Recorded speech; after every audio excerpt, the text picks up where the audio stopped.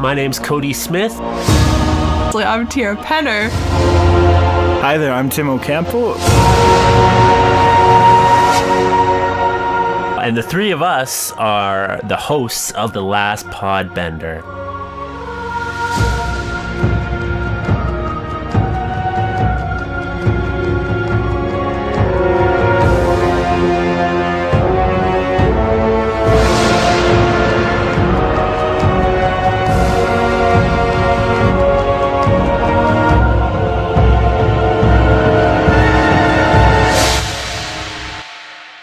Hello, everybody, and welcome to the 5th episode of the Last Podbender. I don't actually think that we need to do intro. I said thanks, I know, but because now that I know actually what our intro music looks like, we introduce ourselves in the intros, so we don't actually have to go through our names. Just saying. So we don't have to introduce ourselves twice every time? Yeah, basically is what I'm saying, yeah. Well, let's not do that then. I'm Tierra Penner. And I am Cody Smith. What?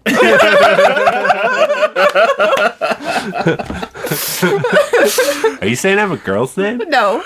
You were supposed to take my name. Yeah. I know. I like to do what people don't expect of me. Oh, that seems very thematic. I wonder why.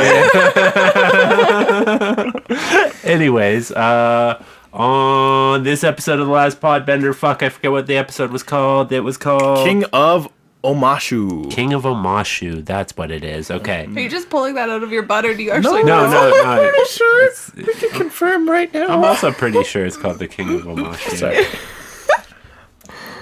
Man, this has been a fucking killer Yeah, start. it is. Whoopsie. It's the King of Omashu. The King of Omashu. Okay, so we just watched episode 5 of Avatar: The Last Airbender, The King of Omashu. So in this episode, Aang and Gang, the Aang Gang that we have so lovingly dubbed them. That was way before us. They've been dubbed that way before us. Have they? Yes. Yeah, I think a lot of things I've seen, it's like gang with an extra A. Yeah. Okay. It's fun. Well, But yeah. I'm not plugged into the Avatar good. scene on Reddit or on the internet. Yeah, no lie. Like, can I just interject? Like, I really want to check out like other Avatar podcasts, but I don't want to like influence what we're doing here because I don't want to just like straight up like I know people are gonna think of such cool and amazing things, and I don't want to straight up bite like and rip it off. But like, I've been trying to the episodes after we've done them. I do have like a conflict in that. Have you guys ever felt that? Just wondering. It's like I want it to be like our authentic perspective on it, but like it makes me want to connect with the other podcast world, but also not. That's fair. No, I totally get that because you don't want to like rip off their ideas. You want to keep it fresh, and it's like this is our ideas. Yeah. I know, I get that.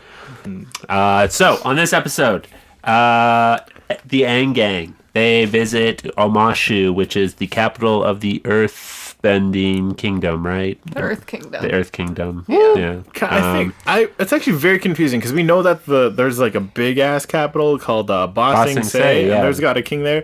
I think Bumi's just pure chaos, and you'd be like, "Yo, this is mine." Yeah. I think Maybe maybe there's like territories, right? So like this is the capital, like you know how like Canada has like Alberta's capital is Edmonton, but its big capital is Ottawa. I am right? That It's makes Ottawa? actually wait. I see. Like the capital of the whole country is Ottawa. Yeah. Ah. Okay. That makes more sense. And but I guess it would make sense too because you know there is like the Southern Air Temple, the Northern Air Temple, and also you have the Southern Water Tribe and the Northern Water Tribe. So I mean, I guess it's just like. Anyways, Aang and Gang go to Omashu. They fuck around in the city for a little bit. Then they meet the King of Omashu. He finds out that Aang is the Avatar. He is the last Airbender, and basically puts them through all these trials. And then he finds out that. Aang finds out that the King of Omashu is actually Bumi, his old friend, and they have an awesome, heartwarming reunion at the end. Mm-hmm. So I guess just preliminary thoughts on this episode, you guys? Earthbenders do not like dying. I don't know how many years in specifically, but I know like Kyoshi lived for like I think at least a century at the very least or something. So something about those Earths. Cody, please edit that out. Oh my gosh. Something about these Earthbenders, just like, you know what, Death, come at me, I dare you. And then Death is just like, you know what, it's okay, I'm gonna wait. I'm still recovering from Kyoshi. I don't want to take another Earthbender. It's true though, because like they even mention it that Aang would be technically 112 years old, but Boomy would also technically be 112 years old, because we see Boomy hanging out with Aang, and then we see Boomy in his old form, right? So, but man, fuck, he looks good for 112. Right? But like at first when we meet him, he's like a very frail old man. Then he like rips off his clothes, and you're like, what? Damn. It's just like this ripped old dude. Yeah. I think it's so in line with, I guess, Boomy's perspective of like not being predictable, and that's really fun. So much fun. Or I think, what was the first things we heard him, first conversations we had between Child Boomy and Child Aang was like, was all about perspective. Like, he asked Aang, what do you see here? It's like, oh, it's just a mail system. And then I don't know it verbatim, but it was all about not seeing what they want you to see, but what for things could be, or something along those lines. I feel, I don't know, he's like favorite old man mad genius. He's like pure chaos. He's like one of the most chaotic characters I think that we meet. I would say like he borderlines on like chaotic good. Oh yeah, for sure. He hits up that chaotic good fucking whatever alignment. That's the word I was looking for. Almost perfectly. I must say that like I fucking love this episode. Just kind of like being the, I guess, resident earthbender here, and just like really like aligning with the earthbending stuff. Like, I love the city. I love the earthbending moves. Like, I just love all the earthbending aesthetic is so cool to me. Like, the way that the whole city looks like it's just the top of a mountain, but then you get closer and it's got all these like this intricate mail delivery system that like is completely controlled by earthbending. The slides, the architecture, all just amazing. It's all so cool. And I think that in that one episode you said that the earthbending culture is based off of a lot of like Chinese culture. Yeah. And you can really see that actually in this episode. Like the costumes of the guards and like the city itself, how like big and industrial it is and stuff like that. It all kind of has that like Chinese feel to it for sure, I would say. But I love this episode. Speaking of like aesthetics, something that really hit me was like what Sokka said near the beginning. He's like, wow, we do not have buildings like that in the Southern Water Tribe. They don't melt. They have buildings that don't melt. But like, imagine to them that like they had lived in this teeny tiny village, and like, yes, they had seen other villages to this point, but they had never seen a city. So when Aang said it's the city of Omashu, like they had no idea. But, I mean, we have seen where they come from, and it's like what, 5 igloos surrounded by a snow wall, like. So for them to like come upon Omashu, it must have just like absolutely blown their minds. It's like going to New York with having no clue what New York is. Right. Like, huh? Like coming from like none of it or something, and you fly to New York, like what the fuck? Oh man. Well, I feel, what do you think makes, so we haven't had a lot of earthbending exposure from the 6 episodes we've watched, right? No, this is the first like even exposure to earthbending that we've had, really. From in the episodes we've every watched. every time I watch this episode, I get really excited. I'm like, tough, and then I'm like, oh, it's so far away. Yeah, we still got a full season. I know. Oh man. Sorry, what was the thing? We both had the same idea while we were watching it, but I forgot what it was at this exact moment. Yeah, do you remember it? So like at the end, like Aang and Boomy have this like big reunion, and Boomy's like, you need to, when you like defeat the Fire Lord, when you're fighting him, you need to think outside the box. Like you need your perspective to shift. And it was just like this, because he does. And I know this is spoilers. It's foreshadowing. But like it's huge foreshadowing. Yeah, no, totally. And it's like like we said, this is the first look at earthbending, and like this is like the way that the city is designed, and it's like it's so cool. I find that they just don't need doors. Yeah. They have like the most secure buildings that out of all the kingdoms, I'm sure, because they just don't need doors. They're just like whatever. Their version of like Home Alone is literally the one child who doesn't have earthbending. And like, oh no, mom and dad, we forgot Kevin. We don't have doors. I'd be horrified. But something that's just absolutely beautiful, because I freak out. I love bending not only for the combative aspect, but just seeing a character or how a person would incorporate it into their daily lives. And Omashu is just the epitome of that. It's like it's not just for violence. We did see it for violence right off the bat with our beloved guys. We totally met Cabbage Man on this episode. That was such a big deal.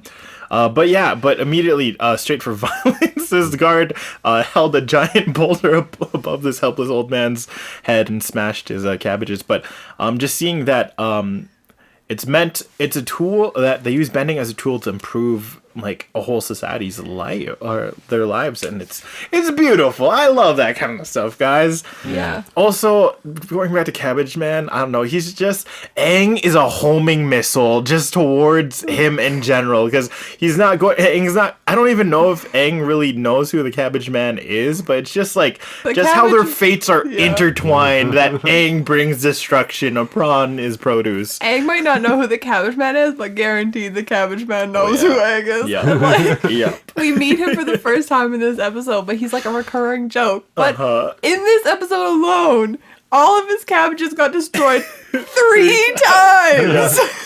I think it's just like a testament to this show and like how well it's written that like this random joke from episode 5 of season 1 carries on literally throughout the entire series. Yeah. Like it's so good. Like the oh my cabbages is like it's a classic, right? Yeah. My cabbages. But I like what you said, Tim, about the earthbending and how we see it like improve the society, and like this episode is like why I'm attracted to earthbending too, is because it's like it's so practical, it's so useful. You build buildings with your bending power, you make a mail delivery system with your bending power, you know, like earthbending itself just seems so practical and useful to me that like, and Omashu is like the epitome of that. Yeah. What I love particularly about construction and the elements, earth is something that you can, like, it has a lasting like appreciation for it. Like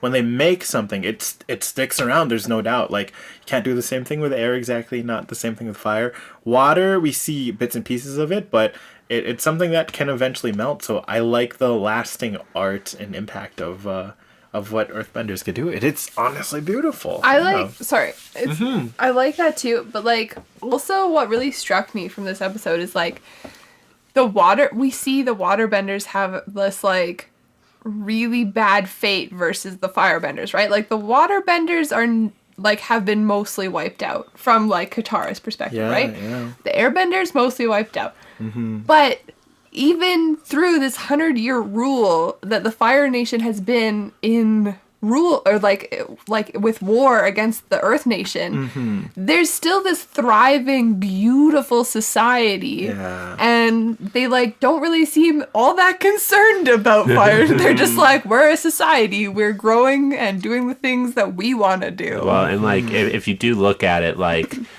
out of all of the elements, earth is going to be the one that stands up against fire the best, right? Because it is rock. And what is fire going to do to rock? Not a lot. And actually, that is something that I was thinking about as we were watching. It's like, if you actually look at like the circle of elements and you have fire, if you literally go backwards, it's like fire is the one that is in charge right now, right? And if you go backwards, you have earth, which is like probably arguably the second most powerful bending element in the world right now. And then you have water, which it still exists. And then you have air, which has been completely wiped out. That's true, yeah. The ranking of the nations kind of thing. Wow, wow. That's really cool. So you like go backwards along the elemental list, and it's like yeah, it's just something that kind of like jumped out at me, and I kind of find a little interesting. That's an amazing connection. Wow. Yeah, that's a really cool connection. Yeah. So yeah, I mean, but like I said, it's like what is the Fire Nation really going to do against like the Earth Nation with his buildings made of stone and stuff like that, right? So I mean, eventually we see that they do come in with like the metal machinery, and they do kind of take over a little bit. But like, yeah, if I remember correctly, because I was thinking, I was like already, as soon as we saw Omashu, it was a very skinny bridge as a choke point for entry, and just an essentially amazing fortress of what Omashu was. And I was thinking, spoiler alert, like down the line, like, wait, how, like, we know next season that spoilers, sorry, that the Fire Nation is going to take it over, and I was trying to think, wait, this doesn't make any sense. How are they even going to like take over at all? But then I realized those machines that like shoot the things yes, and they pull do have them up. But what I remembered, it was that Boomy surrendered Oh yeah, his for the practice of that neutral Jing, and he was waiting for the right time to react and strike back, and I was like, oh, that makes so much sense, like just that glimpse of it, and yeah, I thought that was so cool. And also what you were saying, Cody, about like yeah, the Earth Nation, like I feel yeah, the Fire Nation had plans to decimate the air nomads, had plans to decimate the water tribe with getting rid of the ocean, but they really have no real upper hand over, like, in terms of elementally over the Earth Nation, which is so fascinating. And the only way they overcame was through surrender, or by I guess subterfuge, through political scheming with Azula. About that, so like we're gonna see in the next episode, so like the Fire Nation doesn't really have any like elemental advantage, but the Fire Nation is so adept at spreading fear. True. Yeah. And so like we do see this in the next episode, so I won't touch on it too much, but like it's the Fire Nation really controls its territories mostly through fear. Yeah. Yeah, no, definitely. But it's like it's interesting that the Earth Nation is the one that is like mostly the resistance against the Fire Nation, right? It's the one that the Fire Nation, throughout the series, we see that it's really the Earth Nation that is taking like the fight to the Fire Nation. Like, yes, we do see it with like the water tribes and like Sokka and Katara's dad and like the group of warriors that went out to fight the Fire Nation in that regards. But it's really like, in terms of military force, it's the Earth Nation that is really like sticking it to like is the resistance against the Fire Nation. Oh yeah. Yeah. If we're tying it back, sorry, we're just going through some more Avatar history. We're not familiar with this at this point in the series, but the Earth Nation was actually such a big role in Iroh becoming the figure that he was now, because he was known as the Dragon of the West, and one of his biggest military failures was the failed conquering of Ba Sing Se. And from there, I think it was such a something shift. What's that word? Not plane shift. That's D&D. Like a dynamic shift, like of polarity shift almost. Yeah, of like what he prioritized in his life, because not only did he fail as a general, but also I think that's where he lost his son as well. Yeah. So if it wasn't for the Earth Nation being the Earth Kingdom being the Earth Kingdom, we wouldn't have the version of... I don't think we wouldn't have the exact same version of Iroh we have now. Yeah, I think if Iroh hadn't lost his son, he would be a very different character, right? Like, I feel like he would be very much more involved in the military. He'd be, like, less empathetic, maybe. And, like, yeah. I feel like at the core of his being, it would be... I would like to think it would still be him, but sometimes we just need situations and circumstances to really remind us of who we are at our very core. And I think Iroh's loss through his son was actually such a big reminder of, like, you know what, maybe this war wasn't worth losing my son. Throwing the world into chaos wasn't worth causing all this pain. So yeah. And just after, because I know we talked about it a little bit, it wasn't last episode, but it was when we talked about the Southern Air Temple. We were saying how a lot of Iroh's bending style and like the way he fire bends is very grounded, and like like reminiscent of kind of earthbending techniques, right? And we actually kind of get to see that with when Boomy and Aang fight. Yeah. You get to see like the overlap. yeah, exactly. Yeah, It's a like lot of like Iroh's style is very similar. it's very similar Boomy's. to Boomy's, right? And like it kind of makes sense because like again, this is huge foreshadowing, but like the White Lotus, this is our first look really at somebody who isn't Iroh, who belongs to the White Lotus Society. Yes, That's so cool. Yeah. What I love, going back to that duel, so the final I guess the final challenge before Aang could free his friends from the Gemite, I don't know. Geminite, I think, but like I think it's Gemini. like real quick, like what a cool concept! Like creeping crystal, you put Creeping it on their crystal. finger, and it like just turns them basically into Also- stone. Like Yeah. if they had known about it, they could have just eaten it Just like, off of their finger and not had it creep. And then you find out it's candy. It's amazing. Like this episode was so fun watching it with the perspective of what you already know, because they're like, oh man, this old man's trying to keep us down. Like, I feel so trapped right now. He doesn't understand anything. No, we're breaking out, man. We're breaking out. Let's shove Momo through a tiny hole to get us out. And then really it was like, yeah, the Boomy from his brother. It's like, oh my gosh, my friend's back. I'm gonna give him this like really tricked out room, play a few friendly pranks on him. It'll be fun. yeah. But yeah, something that's just engraved in my memory during that duel.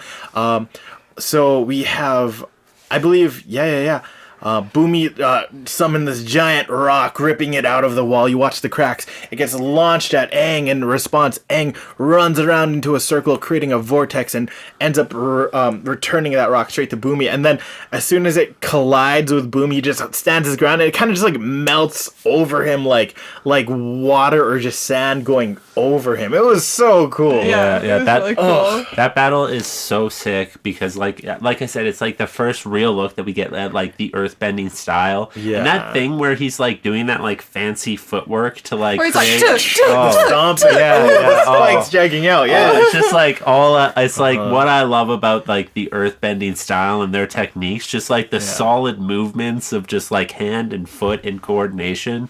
Like that is the one thing that I will actually say that I do like about the Avatar movie is the way that they portrayed the earthbenders in that movie was actually really kind of cool. That hurt. I don't agree. I have actually blocked all memory from that movie from my mind. I know I've seen it, but I actually don't remember any of it. I just remember the specific scene where the earthbenders are coming in for the first time and they're all doing this like cool fucking synchronized dance, and it's just like that was so sick.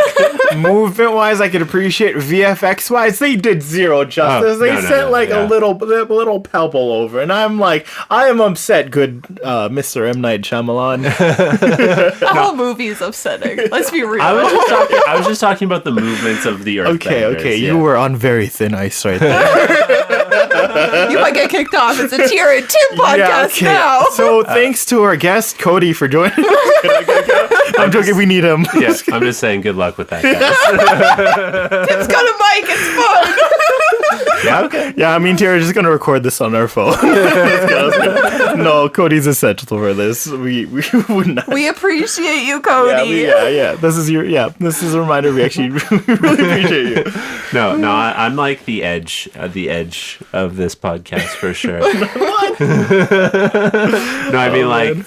I brought up the whole thing in the first episode about cultural appropriation. I almost got kicked off then. Okay.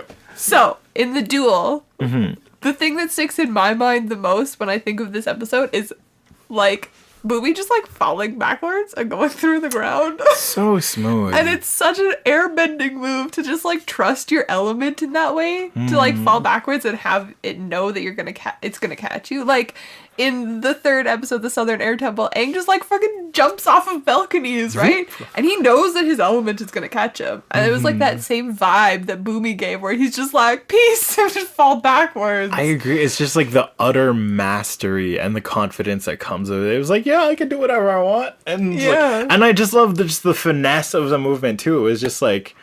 It was like just he didn't really move anything somatically, like he wasn't really moving his feet or his arms. It was just like the utter gravity, and then him just the element flowing with him as he fell. It Yeah. was so beautiful. And then when he came out, it's the like the little spinny thing. Yeah. little That was definitely like a shout out to airbending for sure. like it. The little spinny thing. I love it. just the Boomy's such a smooth bender. I love it. Yeah, it's cool to actually see that, you know, this is our first maybe look at even, I guess maybe other than Iroh, this is our first look at like what a master would look like, right? Yeah. At least this is definitely our first look at what like a master earthbender would look like. Yeah, for sure. Yeah. Yeah. Aang is a master in his own right at this point as well, but mostly he's just been playing pranks and using it mostly as a last resort in terms of violence. So it's so cool. Just I just want more White Lotus. Just give me all the White Lotus. All the White Lotus. For sure. I would watch a show if they based it around the White Lotus. If they like went back into this time period and they showed what the White Lotus members were doing, I would 100% watch the shit out of that. Amen. What else was it? Sorry, a little airbending on my part. I'm sorry. What else stuck out to you guys this episode? That I think for me it was like the complete trust of Katara and Sokka in Aang. I like that too. Like they weren't really struggling. Like yes, they were getting freaked out, but they weren't like they might have been a little bit scared, but they had trust that Aang was going to complete what he needed to and save them. Yeah, I think that's a great milestone for that relationship Yeah. too. Like we're not here to doubt. They're like, you know what? We're not here to doubt Aang's abilities. We've seen what he could do, and like he's got it. I like that too. Yeah. But I mean, also like the complete trust in that, like before they even meet Boomy and before they do all that stuff, they go on the fucking wild ride of the. Oh my god, yes. Katara's like, I'm having second thoughts, and Aang's like, let's use my airbending to go faster.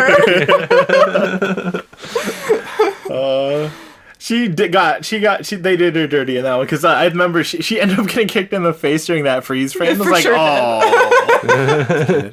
And also, how it was so cool. Katara was just so down to go along with Aang's disguise, and like he chose one of the most whack names that I can't Like even. Pippin, Popalopin, Bonzu, Pippin, Dis. and first take, she was just like, yes, I'm And that. also Boomy. And so I noticed like Katara heard it once, got it. Same with Boomy. Boomy heard it once, had it. And I was like, Yeah. what? Yeah, I've heard it like 5 or 6 times and I still can't say it. Honestly, just props to Aang because like I've tried to come up with names on the fly and they're never that elaborate. Gerald Johnson.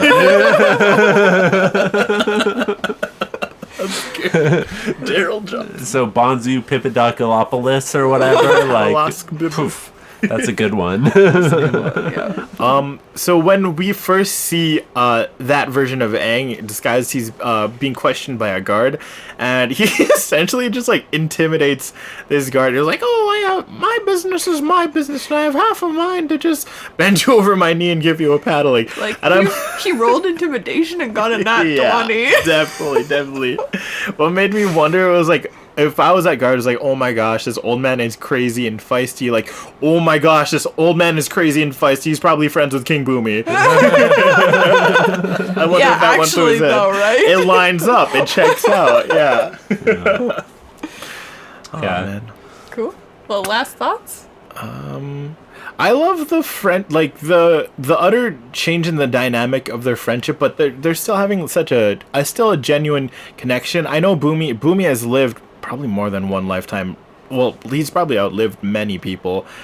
So I imagine it being so bittersweet for him, seeing something that just like seeing Aang just frozen in time in a sense, like you literally haven't changed. I feel like that could bring up such bittersweet emotions, but like it's weird that it's cool, it's amazing they still have such genuine connection, but the way you'd have to relate must be like such a drastic difference, because like I'm Boomy, I'm an incredibly old man, and this is a 12-year-old in heart in essence. So such a strange dynamic. It's not really elaborated, but I think it's worth paying attention to it.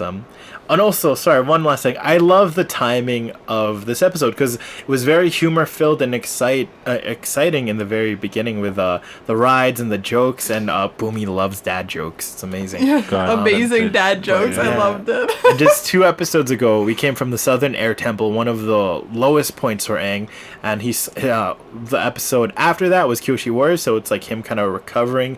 But also the Kyoshi Warriors was really heavy. Because, right, like, he was realizing that people get hurt from his actions. And it's interesting for him to, like, then go into Omashu and be like, we're going to do this really dangerous thing, and you're just going to have to trust me. And it's like he's almost defying that thing that he learned in the last episode, right? Like, he learned that people get hurt because of his actions, but then he's like, it's fine, I got this. Which is kind of cool because he knows his abilities. I mean, just based what you said off of the Boomy and Aang relationship, like the way that whole thing resolves in the very end, you know, where he's just like, Aang, my friend, and like Boomy and Aang goes up to him and they like hug and shit, and it's just like, it's so wholesome and so like heartfelt and like in a way like just like making that old connection. And this is the first time that we see somebody from Aang's old life that's still sticking around, right? Like, is it not the only time? It might be. I don't know. Like, is there anybody else? There might be. Again, I'm not sure. I think it's just Appa. Yeah. I mean, there might be other people, it's but just Boomy and Appa from his old life. Yeah. So I mean, like, it's the only connection that I guess Aang has to the life that has been taken from him. Yeah, definitely. Yeah. So the one thing like that, just like I think that this is also why I kind of resonate with earthbending a little bit, is like the fucking jokes that Boomy is throwing out. Oh my god! Your style jokes. My god! And just the line when he was like, sorry, all these jokes are making me tired or whatever. Like all these great jokes are making me tired. Yeah, really taking it out of me. I was like, holy crap, that's Cody energy right there. Yeah. Oh man. I was like, I can't get enough of that. If anything, this episode is making me realize just like how much I've been sleeping on the Boomy energy of how important it is to the White Lotus. Because like, oh man, like Iroh's so wholesome, he's the best, yada yada yada. But if you need like fun grand uncle, like you gotta go straight to Boomy for sure. Yeah, like Boomy has that chaotic energy that the White Lotus needs, right? Like it could be argued that Iroh is also a little chaotic, but he definitely is, but he's nowhere near as chaotic as Boomy. He's nowhere near as chaotic as Boomy, for sure. I feel like Boomy could, like, help me blow up a car and then still teach me a really deep lesson about life at the same time. Absolutely. Yeah.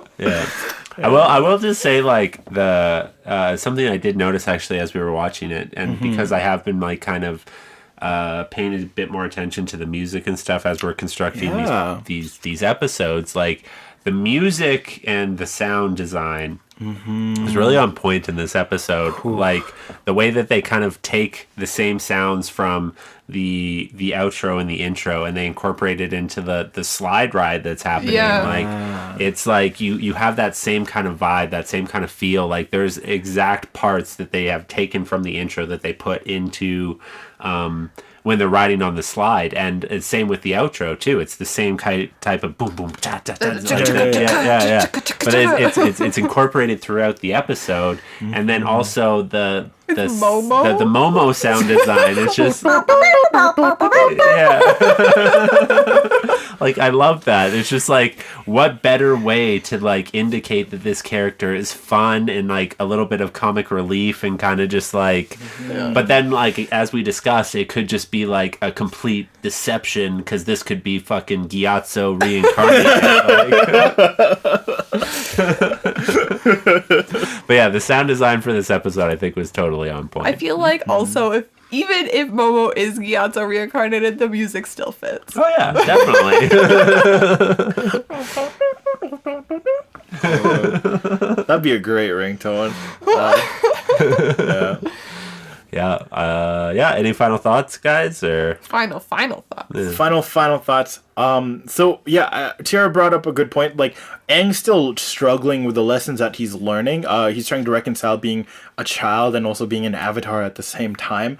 And who else would be better to communicate the reality of, I guess, those conflicting roles than Bumi? Someone who's from his past regards him as someone from his past, but has also become something more. Like, Bumi's not just a reckless little kid anymore. He's a chaotic grandpa king, and I think it almost gives Aang a little bit of hope. It's okay to still be yourself, and to be who you are right now, and also rise up to your responsibilities. Because he had the fun with Aang, but he also laid down the laws. Like, yo, bro, love you, but this is what you gotta do. You gotta think like a mad genius when you take down Fire Lord Ozai. Yeah. I love that chaotic grandpa king. That's like perfect. It's like the perfect description of Bumi. I do love what you said, like that, he is kind of like, he recognizes like, yeah, okay, you can still be silly, we can still have fun, but you have this responsibility. Like, this is your destiny, and this is what you have to do, and this is what we need you to do. This is what the world needs from you right now. And like, as much fun as we had here, like, things are gonna get real soon, but like, just keep in mind, like, the mad genius perspective, like, keep that in your head type thing. Yeah, 100%. For sure. Yeah. Yeah. I think, honestly, the whole like test that he made him go through, I think it was to see if he had kind of grown to his avatar roots, right? Because like, you kind of look at it and like, the first test, like, if he would have learned waterbending, he would have been able to use waterbending to like help him with the waterfall and stuff. Yeah. So I think that maybe even the trials were maybe to see where Aang was at in terms of his journey as an avatar. Mm-hmm. Yeah, that's interesting, because after the first one, the rest of the trials didn't have anything to do with elements. Exactly, but the first one, like, if he would have... if he had learned waterbending, then the next trial might have been... Did he learn earthbending? Did he learn earthbending, right? You guys are actually getting me some really good ideas. I'll let you finish, Sylvia. That's it. Go ahead.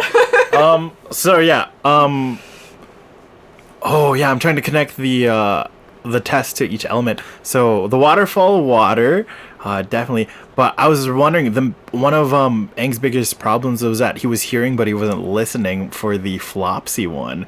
Yes. All he heard was that bring my Flopsy to me, and Aang immediately made an assumption and wasn't really listening to what Flopsy meant. So that reminds me of the neutral Jing that Bumi preaches about, of someone who truly, like, you need to listen to understand what you're gonna do. Yeah. And then the last one is so water for the first one. I don't know this 100%, but I would say the second one would be a test of earth, and then the last one is reminiscent of an Agni Kai, which is kind of like fire. It was. Yeah, that's true. Actually, not only that, but it also kind of like, it preaches like, things aren't always as they seem. Exactly. You have two super buff, scary looking dudes that you could have picked from. You pick the old man, and he turns out to be the most powerful person, right? But I do think that was actually part of the test, because Bumi never gave himself as an option. Yeah. He said, pick one of these guys, and Aang's like, anybody I pick to I can fight, or anybody I point to I can fight, and the King Bumi was like, yeah. So I think that was also Bumi testing to see if he would think outside the box. Yeah, and then it also came back to bite him in the butt. Oh, it for sure did. It compounds on that lesson to be like, things aren't always as they seem, Like, these scary guys, I can kick their butts. I'm the ultimate earthbender. Yeah. I remember watching the commentary version of this episode, and the axe guy and the spear guy were actually modeled after the creators, Mike and Brian. Oh, that's fun. That's really fun. That's a funny little Easter egg, too. Yeah. That's probably, like, one of the most satisfying things about making an animated series. Is just being like, I'm going to make myself into this animated, but I'm going to be super badass. I'll give myself a spear and pointy shoes. Black chains and a mask. Cool. Do we have an outro, or do we still say goodbye? Well, I mean, we can sign off. I'm signing off as Tim Ocampo. I'm Tierra Penner. I'm Cody Smith. Hey! Thank you, everybody, for listening to this episode, the 5th episode of The Last Podbender, and we're very excited to continue this on, and we'll see you next time. Goodbye, friends from all nations. And stay hot, hot people. Yip, yip. Bum, bum, bum, bum, bum, bum, bum.